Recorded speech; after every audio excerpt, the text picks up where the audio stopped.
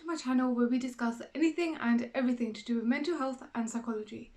In this video, we'll be discussing 12 jobs that you can do straight after graduation and without having to do additional qualifications after you've graduated. Before we start, some general advice. Don't just limit your search to NHS jobs. Although the NHS is a great place to work and a great organisation to work for, there are other mental health organisations and services out there and that offer great work opportunities and experiences that may be beneficial to you and your career in psychology. And again, I won't be covering jobs or work opportunities that require additional courses or additional qualifications. These are jobs that you can do straight after graduating. So let's get straight into it.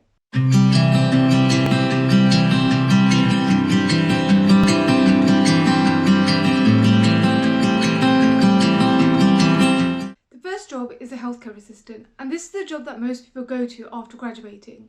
As a healthcare assistant, you work directly as part of the nursing team. Within this role, you'll probably develop the closest relationship with the patients because often the nursing staff are preoccupied with nursing activities that they get less time with service users. But as a healthcare assistant, you spend probably, I would say, 95% of your shift with service users, particularly if you work in an inpatient unit. What your shift will involve is one-to-ones, observations, and anything that nursing staff require you to do as part of patient care. But it's not only nursing staff, you work as part of an MDT. Usually this is made up of sub-teams, and this includes the psychological therapies team, the occupational therapies team, the nursing team, consultants and psychiatrists, and other mental health care professionals and allied healthcare professionals.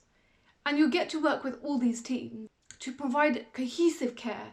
But basically you're a frontline worker, which means that you'll spend most of your shift with patients and with service users, engaging them in conversation, engaging them in activities. This is the first job I went into, and I feel like the pros of this job are that it allows you to develop therapeutic skills and techniques in an intense environment.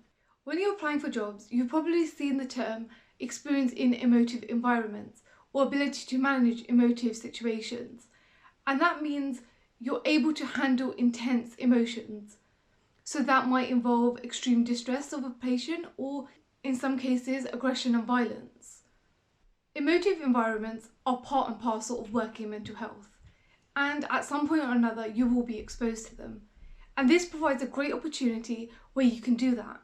It allows you to build your therapeutic skills and techniques to a point where you are able to manage emotive environments, particularly if you work in an inpatient setting. Another advantage of this role is that you get to work in the MDT.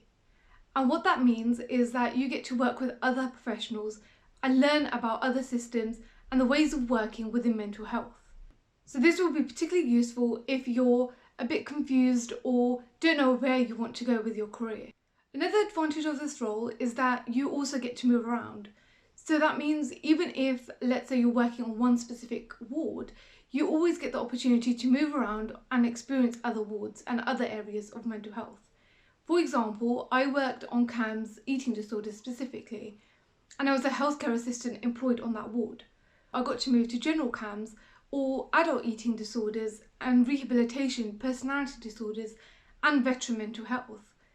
All of which added to my experience and gave me a deeper breadth of knowledge about psychology and mental health. The advantage of doing this is that you also get to see the different disciplines working in different areas, the different implementation of treatment on different wards and for different psychiatric conditions. For example, for eating disorders, the treatment is not the same as, let's say, general psychiatry, or the treatment on addiction wards is not going to be the same as other wards. And because of this wide range of experience you can get as a healthcare assistant, you develop deeper therapeutic skills, and that can be implemented in different environments. And that level of flexibility will be useful in your career. A disadvantage of this role is that you'll mainly be an assistant to nursing staff. So if you're not interested in nursing, then it might be something that you might be less interested in. Though I feel like it's still a great opportunity because nurses play a vital role in mental health. So even though you might not be interested directly in mental health nursing, it's important to know the way they work and the way they function within the mental health system because they play a vital role. Another disadvantage is that most shifts are 12.5 hours, which can be long, especially if you're working full-time. So normally if you're working a full-time post, it will be 12.5 hour days, but you will only be working for 3 to 4 days a week, which is an advantage because you get more time off for other things. Another disadvantage, but I think this applies to all roles in mental health, it can be quite emotionally draining. This may apply more to healthcare assistant posts because the days are so long. So for most of your 12.5 hours, you'll be with clients and you'll be with patients, supporting them emotionally. But you'll learn to develop systems that you can put in place to manage your emotional well-being. And that could be a vital skill that you learn and implement throughout your practice. Another disadvantage, but which also applies to the rest of these roles, is that the pay isn't great. Another thing to bear in mind is that some healthcare assistant posts require you to do nights. And this varies from organisation to organisation. So when applying for jobs, that's important to bear in mind. Post number 2 is a community support worker. And sometimes this is used interchangeably with a healthcare assistant, but these posts are different. As a community support worker, you'll be supporting people within the community who've maybe recently have just been discharged from hospital after a period of being unwell. It could also be where families have struggled to manage their mental health issues at home and the service user requires more support. This role really varies depending on where you work and the organisation you work for and the needs of the community that you're working in. As a support worker, again, you'll be spending most of your time with service users and clients.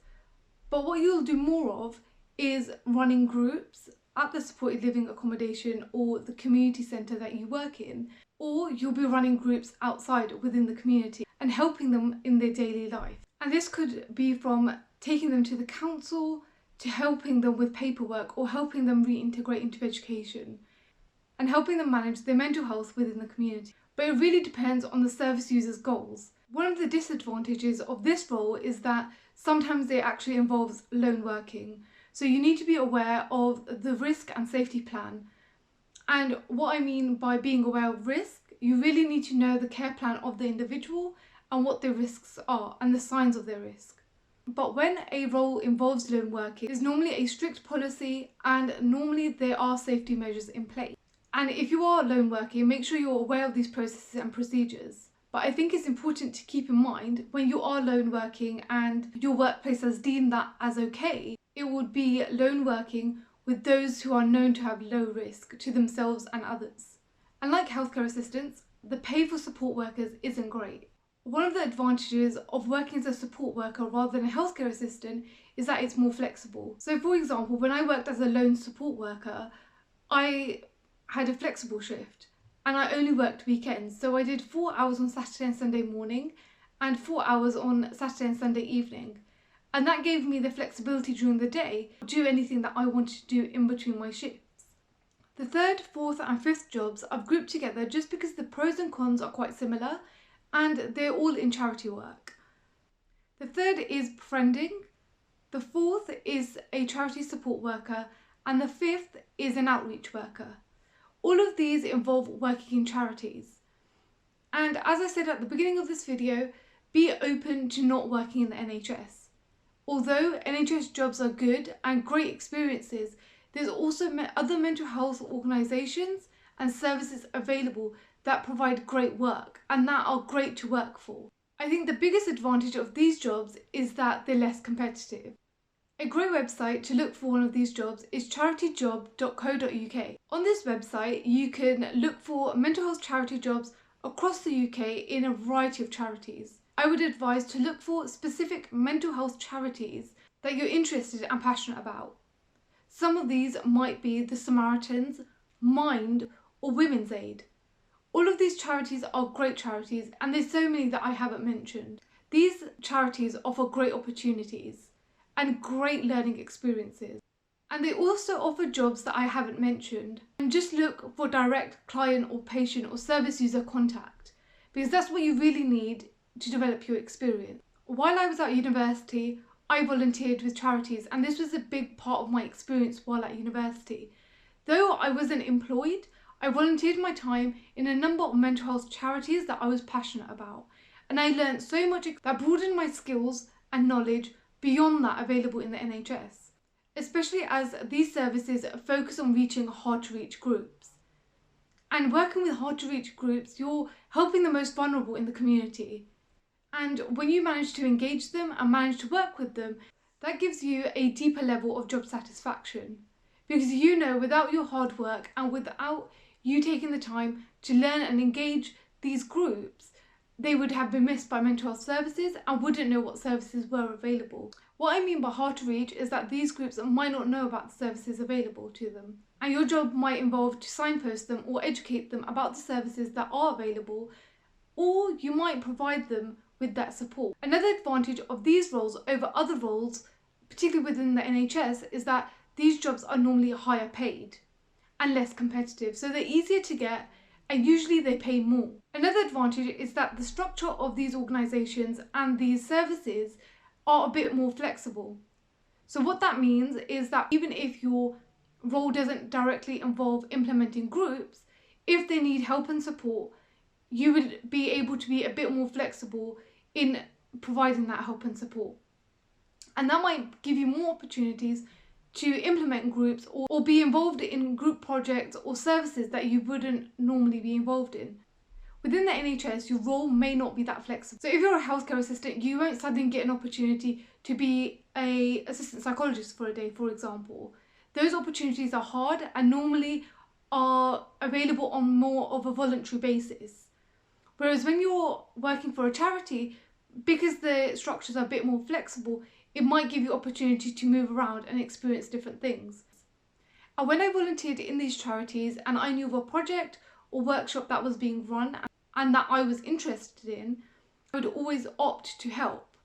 And others who were also working in the charity and employed by the charity would do the same. For example, that included running and assisting with groups or workshops. So when working for mental health charities, your role may be more fluid and flexible. So the next role is a special educational needs assistant or a teaching assistant. This role may not seem like it's relevant to mental health, but it is. Especially if you're interested in neurodevelopmental disorders or you're interested in CAMS. If you're interested in working in inpatient CAMS, normally they have a school on site or nearby, which is adapted to the needs of the ward. The purpose of having an inpatient school is so the educational needs of young people are still met while they're being supported for their mental health needs. Another service you could work in is schools adapted for special educational needs. And that's, for example, schools adapted for those with autism. And that could be really insightful, particularly if, for example, you wanted to be an educational psychologist or a clinical psychologist specifically for neurodevelopmental disorders. This opportunity can also be useful because there's so much overlap between neurodevelopmental disorders and mental health. So if there's a role in a school that's specifically related to mental health, or the school organisation is specifically related to mental health or neurodevelopmental disorders, that can be particularly useful. It allows you to work in a team to implement and develop and adapt environments or interventions to help the young person. So the next role is therapy assistant, and these roles can be quite vague because you would be an assistant to a broad therapy team. The advantage of this role is that it allows you to see different psychological and therapy disciplines. It allows you to see the variety of therapies and disciplines within psychology that are out there. You get to learn from different therapists and see what paths are available. In this post, you'll be able to assist in different therapies and get a flavour of what it's about. This type of post is particularly relevant and useful if you don't know what psychology path to follow. But even if you have a set path in mind, it's also useful because then you know the dynamic of what a psychology team looks like. One advantage of getting the broad range of experience, even if you have a set path in mind, is that it allows you to see what different disciplines do. And once you work and qualify as a, let's say, CBT therapist or clinical psychologist, you'll know the disciplines that you're working with and what different therapists do.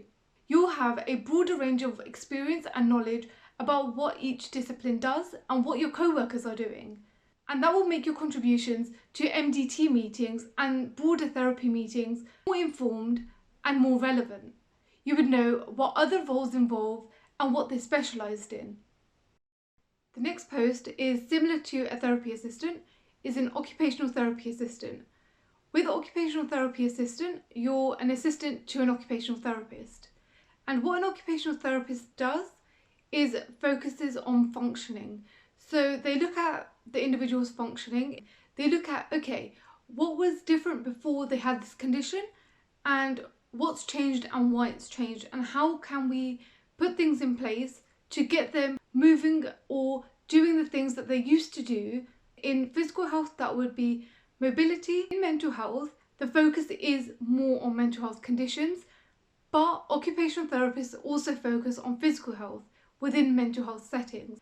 As an occupational therapy assistant, what you'll be doing is working closely with the occupational therapist and implementing the interventions. In physical health, this will look like assistance with mobility and functioning. In mental health, this will look like running groups, getting to know the individuals, getting to know the things that they like, they dislike, they used to do in the past, and their values. Once you know what they like or dislike, what they used to do, what they want to be able to do again, and their values, is that you get to know what's important to the individual. And once you know what's important to the individual, you can start to address the barriers that are preventing them from doing the things that they used to do. And with the occupational therapist, work on ways to try to re-engage them in those activities. And that might include addressing the barriers in the here and now. And what this might include is motivation, engagement, or resources, particularly when you're working in an inpatient ward where resources might not be there. You learn to adapt and learn to find alternatives to meet the needs of the service user. And this will also include, on discharge, finding those resources within the community. The next post is similar to an occupational therapy assistant, which is an activities coordinator. What an activities coordinator does is very similar to what an occupational therapy assistant does. But the main role of an activities coordinator is to coordinate activities on the ward. So this involves creating a timetable or schedule of all the activities available on the ward. And that includes all therapeutic groups and interventions, as well as your own groups and interventions. So I worked in this role for almost 2 years.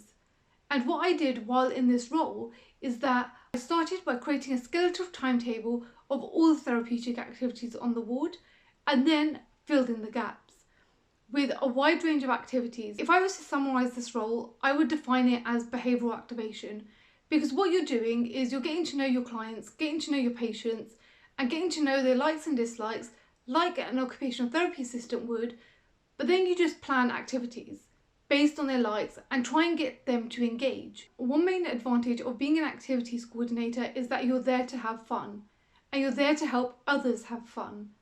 You develop groups and you create groups that you know other people will find relaxing, fun and enjoyable. With these posts, they're quite open and flexible that allow you to be creative, and no activities coordinator is the same. And it allows you to inject a bit of your personality into your work. And they not only give you direct patient contact and creativity, this opportunity also gives you the opportunity to develop your skills in running groups and managing group dynamics in a fun, creative environment. The next post is a research assistant. And to get a post as a research assistant, you do need to have some experience with research. But that's something that you can get during your undergraduate by participating in experiments and also running your own experiment. And as part of most undergraduate degrees, you have to do a dissertation. And that's research experience. What I would do if I was aiming for this post is to volunteer for any research projects that are ongoing.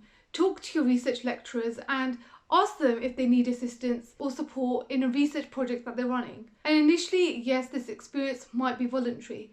But in the end, when you apply for these posts after graduating, you'll have that experience and that knowledge of what it's like to be a research assistant.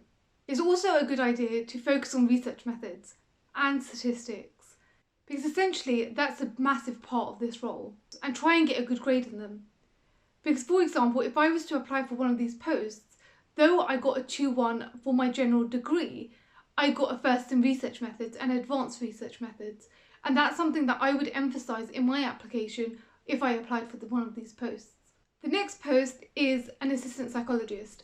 And I feel like I don't need to talk about this post in much depth because there's so many videos and so much information out there about these posts. But essentially what an assistant psychologist is an assistant to a psychologist. One thing that I will say about this post is that it does involve more admin than people think, and a little bit more admin than some of the other roles. One of the advantages an assistant psychologist has over the other posts is that you get experience designing, planning and implementing therapy groups that are based on psychological theory and models, and you're also supervised by a clinical psychologist. So as part of this role, you get to see what being a clinical psychologist is really like. The last post is an assistant practitioner, and this often gets confused with an assistant psychologist. But what an assistant practitioner is an assistant to any practitioner.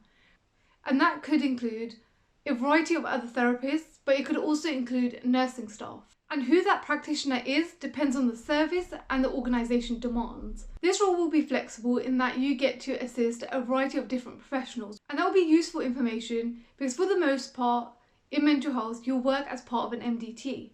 So as an assistant to a practitioner, you'll get direct experience of what it's like to be in the role of different practitioners. And again, that will make your contribution to MDT meetings in the future more valuable. One disadvantage of this role is that because it's dependent on service demands and service needs, is that the post is quite vague. So you might actually end up being an assistant to a practitioner who's in a field or a path that you don't want to follow. So I thought I'd end this video by answering two of the questions from my Q&A relevant to this video. So I've just got them down on my laptop, so I'll just read them out. So the first question is, what advice would you give me with regards to the experience and opportunities I should undertake to make the most of my undergraduate years? So in my personal opinion, I wouldn't work during my undergraduate years unless you really have to. And that's because I feel like you should prioritise your deadlines, your exams and your coursework. And I feel like that's already a lot to manage when you're doing a full-time undergraduate course. So during my undergraduate years, what I did was voluntary experience. The reason I chose to do voluntary experience is because it allowed me to do the experience or volunteer when I wanted or when I had time and availability. Great places to volunteer would be mental health societies that are already at your university or mental health charities and organisations. And I would choose ones close to where you live or close to your university, because then it saves you time actually getting to those organisations. With the pandemic, there's also more voluntary experiences and services available online. So I would look into those and volunteer for those because that allows you to volunteer your time remotely. If you are going to work, I would try doing bank shifts. So bank shifts are shifts that you can do as and when you have time and availability. And the hours will vary depending on the organisation that you're doing bank shifts for. So that might involve doing bank shifts as a healthcare assistant or a support worker. Gaining experience during your undergraduate years will help you in getting a job after you graduate. But if you're trying to get experience for a postgraduate course, I would actually look into that. Because a lot of courses ask for postgraduate experience. So that means experience after you graduate. So for example, the masters that I applied for asked for 2 years postgraduate experience. So that means any experience from the moment you graduated until the time you applied. So if you are doing it for that purpose, I would actually look into the course and see what the actual requirements are. So the second and last question refers specifically to forensic psychology. So it's, I completed my forensic psychology degree this year and was hoping to apply for assistant psychologist jobs. I was not very keen on returning to education as it's been 6 long years. Yeah, 6 years is long. And well done for getting through it. I would be very grateful if you could give me some guidance, as I'm very interested in taking my career further in psychology. After reading your post, it's quite clear I have to continue studying. The last course you completed was that an MSc. Yes, so that was a master's. Did that allow you to secure a job? Yes, so I'm currently working as a cognitive behavioural therapist. Have you got any advice on my next steps? So I'm assuming you're only interested in forensic psychology, and what I would do if I was interested in only working with the forensic population is only look for forensic services, and there are so many out there.